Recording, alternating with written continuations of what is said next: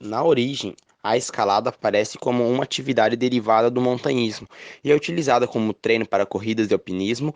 A escalada, como prática desportiva, aparece no século XIX, em Dresden, na Alemanha de leste, e no Lake District, na Inglaterra. Durante o século, o material evoluiu o ritmo de capacidade do escalador e vice-versa, e cada época corresponde a uma classificação e nível de dificuldade. Existem várias escaladas de graduação, sendo as mais conhecidas as escaladas de Fontainebleau e o de Huecotanks. Na primavera, a classificação progrediu de seguinte maneira: 1913 nível 5, 1917 nível 6, 1970 nível 7, 1983 o nível 8 e 1991 o nível 9. O aparecimento dos muros de escalada a partir de 1960 é a real impulso ao conhecimento dessa prática, como a sua evolução nessa disciplina. No Brasil, utiliza-se tipo de graduação mista, numa combinação entre números, letras e algarismos romanos, que acompanha sensivelmente a escalada francesa. Exemplo 6. Grau geral da via. Grau do lance mais difícil. A2, o grau de lance artificial ser existente. E 3, o grau da exposição da via. E o D3, que é duração estimada da via. E 500 metros, que é o tamanho da via. Os primeiros registros de escalada no nosso país datam na primeira metade do século XIX. Já em 1828, foram registradas excursões de subida dos 842 metros da Pedra da Gávea, montanha da zona oeste da capital carioca. Os principais tipos de equipamentos para a prática da escalada são as sapatilhas ou botas de escaladas, o crash pad, mosquetões, baldrier, cadeirinha ou arnês, freios, fitas e cordeletes, sem falar do magnésio, que é um item de extrema importância, capacetes, cordas, camelot, nuts, eccentric, big bros, tricams e costuras, sendo necessário para cada tipo de escalada um conjunto específico de equipamentos. Bom, não é nenhuma novidade falar que a grande maioria dos escaladores usam o magnésio para escalar, já que ele tira o suor das mãos e faz com que as agarras fiquem menos escorregadias. Tem muitos que usam o magnésio de um jeito exagerado, e veremos nesse artigo que isso não é muito bom. O carbonato de magnésio é um produto amplamente vendido e usado no mundo da escalada, e a sua propriedade principal é secar as mãos para evitar o suor. Os escaladores começaram a usá-lo na década de 50 ao pouco tempo foi notório que seu benefício para escalar. Quase todo escalador que se preze tem seu saco de magnésio na cintura toda vez que escala. Se somente é usado para secar o suor das mãos, ele é muito útil, mas se exagerado o uso está demonstrado que é o pior. Há um tempo atrás foi feito um estudo que se foi provado em laboratório para saber se o coeficiente de fricção melhorava com o uso do. No estudo foram selecionados 15 escaladores em três distintos tipos de rocha: calcário, granito e arenito, e se mediu o coeficiente de fricção, que é o roçado que exerce os dedos na rocha, com e sem o magnésio. O resultado é, até certo ponto, uma surpresa. O coeficiente de fricção foi menor com o magnésio, e com o magnésio os dedos resvalavam na rocha.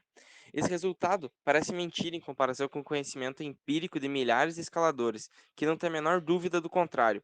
Isso porque a verdade é que o problema é o excesso do magnésio. Fica provado também que quando se escova as agarras em uma via de boulder, de nada adianta. É um fato que com excesso de magnésio, elas ficam mais escorregadias, porque as mãos passam a escorregar pelas agarras. Muitos escaladores, por ansiedade e tensão, usam mais magnésio que o necessário, e desde este ponto de vista, não se dão conta que pioram suas mãos com a fricção, que é a mesma coisa que a aderência. Por isso, sempre use a quantidade necessária de magnésio. Existem vários tipos de escaladas, e vamos citar praticamente todos.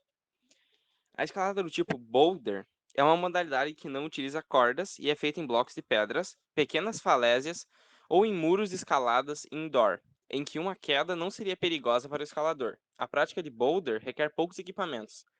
É necessário apenas a sapatilha, o magnésio e o crash pad para amortecer pequenas quedas. Pela natureza curta das escaladas em boulders, preza-se muito pela força técnica e explosão do escalador. A escalada esportiva, as proteções são usadas pelos escaladores durante a progressão e são fixas nas rochas, normalmente feitas com grampos ou chapeletas de inox que foram instaladas na parede, previamente pelos conquistadores da via. Por serem proteções mais seguras e pré-existentes na rocha, eliminam a etapa de colocação das proteções móveis durante a subida. Na escalada tradicional, que é diferente da esportiva, a escalada tradicional não existe proteções fixas previamente instaladas na rocha para que a proteção do escalador possa ser feita. Nessa modalidade, utiliza-se equipamentos de proteção móveis que são instalados em fissuras e outras imperfeições da rocha e que são removidos no final da atividade. Esse tipo de escalada demanda maior conhecimento e comprometimento do escalador.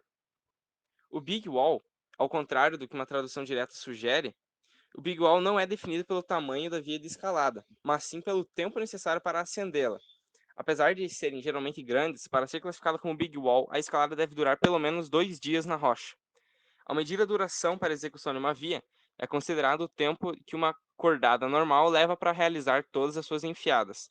Por isso, é possível que Big Wall sejam terminados em poucas horas, mas nem por isso deixam de ser classificadas de tal maneira. Exemplos são as vias do El Capitan, localizado em Yosemite. Normalmente, os Big Walls são realizados dentro de 2 a 5 dias, em cordadas normais. Porém, o recorde de ascensão mais rápida está abaixo de 2 horas na via de Nose.